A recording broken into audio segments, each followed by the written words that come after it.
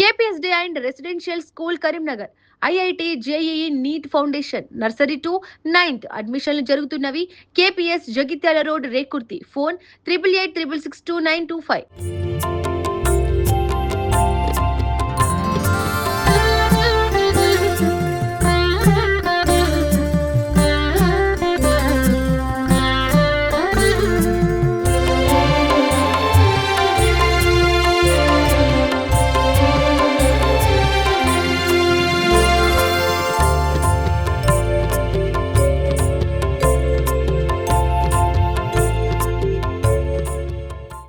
Hi hello welcome to Suman TV Karimnagar. నేను మీ లక్ష్మి.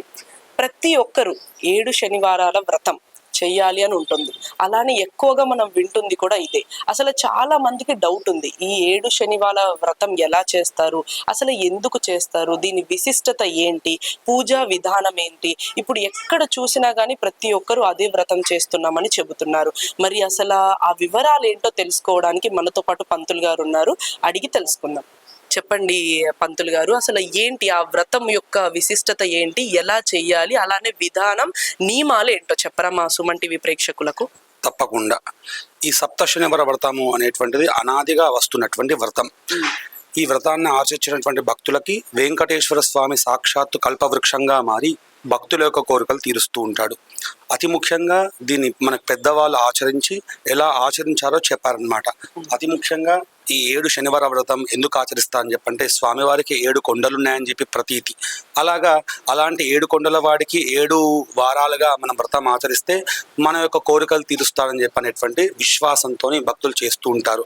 దీనికి గ్రంథాలలో పురాణాలలో పెద్దగా ప్రామాణికం లేనప్పటికీ పెద్దవాళ్ళు ఆచరించారు కాబట్టి, పెద్దవాళ్ళు ఏది చెప్పినా అది మన శ్రేయస్సు కోసమే కాబట్టి మనం ఆచరిస్తూ ఉంటాం. నిజంగానే పెద్దవాళ్ళు చెప్పిన విధంగానే స్వామివారు మన కోరికలు మనకు తీరుస్తూ ఉంటాడు.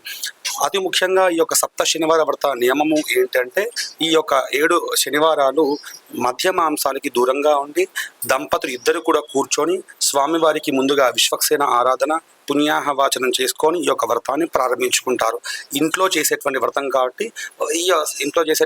కాబట్టి పెద్దగా నియమాలు ఉండకపోయినప్పటికీ ఆ వారం మాత్రం శనివారం మాత్రం ఉపవాసంతో ఉండి స్వామివారికి అష్టోత్తరము అర్చనాది కార్యక్రమాలు చేసి స్వామివారికి ఇష్టమైనటువంటి ప్రసాదాన్ని నైవేద్యం చేసి ఆ రోజు ఒక్కొక్క శనివారం ఒక్కొక్క దంపతుల్ని ఇంటికి పిలిచి వారినే లక్ష్మీనారాయణ స్వరూపంగా భావం చేసి వారికి చక్కటి మర్యాదలు సమర్పించి భోజనాన్ని పెట్టి వారికి సాగడంపేటువంటి సంప్రదాయం మనకి పూర్వకాలం అనాది నుంచి వస్తుందన్నమాట.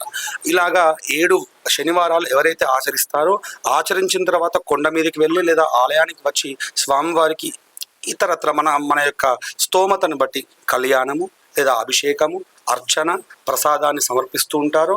ఇలా సమర్పించినటువంటి భక్తులకి ఉన్నటువంటి దీర్ఘకాలిక సమస్యలు అంటారు కదా, సంతానం కోసం కొంతమంది చేస్తారు, వివాహం కోసం కొంతమంది చేస్తారు, ఆరోగ్యం కోసం కొంతమంది చేస్తారు.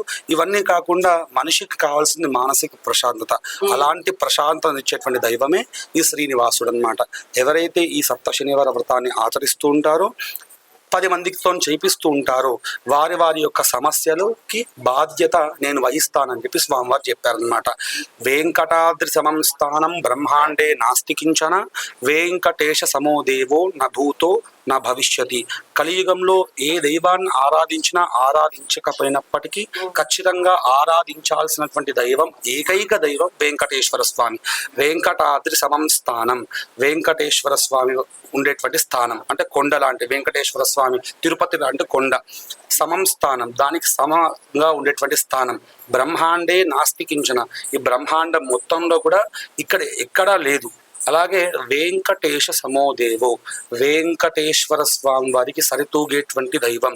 నా భూతో నా భవిష్యత్తి అంటే భూత భవిష్యత్ వర్తమాన కాలంలో ఇలాంటి దైవం రాబోడు అని చెప్పి ఈ యొక్క శ్లోక అర్థం అన్నమాట. కాబట్టి ఇంత గొప్పటి వెంకటేశ్వర స్వామిని ఎవరైతే ఆరాధిస్తారో ఖచ్చితంగా 100% వారికి ఉండేటువంటి సమస్యలు తొలగుతాయి. ఈ 7 శనివారాల వ్రతంలో మనకి ఏంటి ఏవైతే ప్రసాదాలు ఉంటాయో ఇవే సమర్పించాలి, ఇవే చెయ్యాలి అనేమన్నా ఉంటుందా గురువుగారు? బట్ కొన్ని నియమాలు చెప్పారనమాట. అంటే ఎలాంటి నైవేద్యాన్ని సమర్పించినా స్వామివారు స్వీకరించడానికి సిద్ధంగా ఉన్నప్పటికీ కొన్ని ప్రసాదాలు తిరుపతిలో ఉన్న విధంగా స్వామివారికి పరమాన్నం అంటే ఇష్టం, అలాగే పానకము అంటే ఇష్టం అని చెప్పి మనకు పెద్దవాళ్ళు మనకు చెప్పారనమాట. ఆ విధంగా పానకము, వడపప్పు, పరమాన్నము, పులిహోర, ఇతరత్ర ప్రసాదాలు స్వామివారికి సమర్పించడం ద్వారా అతి ముఖ్యంగా బెల్లంతో చేసినటువంటి పదార్థాలు స్వామివారికి సమర్పిస్తారు. బెల్లము ఎందుకు బెల్లంతోనే అని చెప్పంటే బెల్లాన్ని సూచించేటువంటి గ్రహం ఏదైతే ఉందని చెప్పంటే, అంటే ఉదాహరణకి జ్యోతిష శాస్త్రంలో ఒక్కొక్క గ్రహానికి ఒక్కొక్క రెమెడీ చెప్పినట్టుగా శనికి ఇచ్చేటువంటి ప్రసాదం బెల్లంతో ఉన్నటువంటి ప్రసాదంగా ఇస్తే మనకు ఉండేటువంటి శని బాధలు తొలుగుతాయని చెప్పి చెప్తారనమాట. ఎలాంటి ప్రసాదం చేయకపోయినప్పటికీ బెల్లంతో చేసినటువంటిది లేదా నువ్వులతో చేసినటువంటి బెల్లము, నువ్వులు చేసినటువంటి ఆ యొక్క ఉండని స్వామివారికి నైవేద్యంగా సమర్పిస్తారు. నువ్వులు అనేటువంటిది శని ధాన్యం. అలాగా ఈ యొక్క శని ధాన్యాన్ని వెంకటేశ్వర స్వామికి నివేదన చేస్తే ఈ బెల్లము అలాగే ఈ యొక్క నువ్వులతో చేసినటువంటి ఆ యొక్క లడ్డూని స్వామివారికి నైవేద్యం చేయడం ద్వారా శని బాధలు తొలుగుతాయని చెప్పి మనం పెద్దవాళ్ళు చెప్పారు. అలానే అయ్యగారు ఇందులో 7 దీపాలు అనేవి పెడతారు. 7 దీపాలే ఎందుకు పెట్టాలి? 1, 2 అలా ఎందుకు పెట్టుకోకూడదు? అదే మనం చేసేటువంటి వ్రతానికి పేరే సప్త శనివార వ్రతం. సప్త అని చెప్పంటే 7 అని అర్థం అనమాట. సప్తగిరీశ్వర అని చెప్పంటారు వెంకటేశ్వర స్వామిని, అంటే 7 కొండల వాడ అని అర్థం అనమాట. అలాంటి 7 కొండల వాడికి చేసినప్పుడు మరి వాడికి నచ్చినటువంటి కార్యమే మనం చేస్తున్నాం కాబట్టి వారికి నచ్చిన విధంగానే స్వామి వారికి ఆయా దీపాలను సమర్పించాలి కాబట్టి 7 దీపాలు అని చెప్పి మనకు పెద్దవాళ్ళు చెప్తూ ఉంటారు. మొత్తానికి 7 శనివారాల వ్రతం చేస్తే తప్పకుండా మన కోరికలు నెరవేరుతాయి అని ప్రతి ఒక్కరు విశ్వసిస్తున్నారు. దీని గురించి మీరు ఏమంటారు? ఖచ్చితంగా.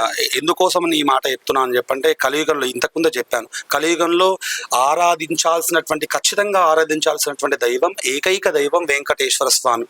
మీరు చూస్తే ఆరోగ్యం బాగాలేదు, కొండ మీదకి వెళ్ళొస్తే స్వామివారి దర్శనం చేసుకుంటే ఆరోగ్యం కుదుటపడుతుంది. సంతానం లేదు, కొండ మీదకి వెళ్ళొచ్చి రంగమంటపంలో ఉన్నటువంటి ఆ యొక్క శేషవాహనానికి ప్రదక్షిణ చేస్తే స్వామివారు ఉండేటువంటి ఆ శేషవాహనానికి ప్రదక్షిణ చేసినంత మాత్రాన సంతాన సమస్యలు తొలుగుతాయి. సర్పదోషం వల్ల చాలా మందికి సంతాన సమస్యలు కలగడం జరుగుతుందన్నమాట. రంగమంటపంలో ఉన్నటువంటి ఆ యొక్క సర్పానికి స్వామివారి యొక్క ఆదిశేషుడికి ప్రదక్షిణ చేసినంత మాత్రాన సంతాన సమస్యలు తొలుగుతాయి. ఎవరికైతే వివాహం కావట్లేదు కొండ మీదకి వచ్చి స్వామివారికి వివాహం చేసుకుంటా అని చెప్పి నమస్కరించుకుంటే వెంటనే వివాహం కుదరడం, వెంటనే ఆ దంపతులు కొండ మీదకి వెళ్ళి స్వామివారి వివాహం చేసుకోవడం. అలాగే ఇతరత్ర కొంతమందికి ప్రతి మనిషికి ఎలా ఉంటుందని చెప్పంటే, చెప్పుకోదగ్గ సమస్యలు ఉంటాయి, చెప్పుకోలేని సమస్యలు ఉంటాయి అన్నమాట. చెప్పుకోదగ్గ సమస్యలు మన భార్యకో, పిల్లలకో, మన యొక్క మిత్రులకో చెప్పుకుంటారు అనమాట. చెప్పలేని సమస్యలు ఎవరికి చెప్పాలి? అఖిలాండ కోటి బ్రహ్మాండ నాయకుడు అని చెప్పి స్వామివారికి పేరు కాబట్టి మరి అలాంటి వాడికి తండ్రికి చెప్పినప్పుడే కదా సమస్యలు తీరేవి. కాబట్టి ఆయా సమస్యలు స్వామివారు తీరుస్తూ ఉంటారు అనమాట. అంటే ఇంత మాత్రం చేత ఎవరికి ఏం కావాలో ఇచ్చేటువంటి దైవం వెంకటేశ్వర స్వామి అన్నప్పటికీ మరి 7 వారాలు మనం వ్రతం చేసినప్పుడు స్వామివారు ఎందుకు కరుణించాడు? ఖచ్చితంగా కరుణించి తీరుతాడు. దీనికి పెద్దగా నియమాలు శాస్త్రపరమానం లేనప్పటికీ ఎవరు ఏ విధంగా వెంకటేశ్వర స్వామి, కృష్ణుడు భగవద్గీతలో చెప్తారనమాట, అనన్యాశ్చింతయంతో మాం ఏ జనా పర్యుపాసతే తేషాం నిత్యాభియుక్తానాం యోగక్షేమం వహామ్యహం. ఎవరైతే అనన్య భక్తితో చింతయంతో మాం, ఎవరైతే నన్ను చింతిస్తూ ఉంటారో అనన్య భక్తితో, ఏ జనా పర్యుపాసతే తేషాం నిత్యాభియుక్తానాం యోగక్షేమం వహామ్యహం, వారి యొక్క యోగక్షేమాలు ఖచ్చితంగా నేనే స్వయంగా చూసుకుంటా అని చెప్పి స్వామివారు చెప్తారు భగవద్గీతలో. అంటే మనుషులైతే మాట ఇచ్చిన తర్వాత మాట తప్పేటువంటి గుణం మనిషికి ఉంటుంది, వెంకటేశ్వర స్వామి ఆ యొక్క గుణం ఉండదు అనమాట. కాబట్టి ఖచ్చితంగా వారి యొక్క కోరికలు తీరుస్తాడు స్వామివారు.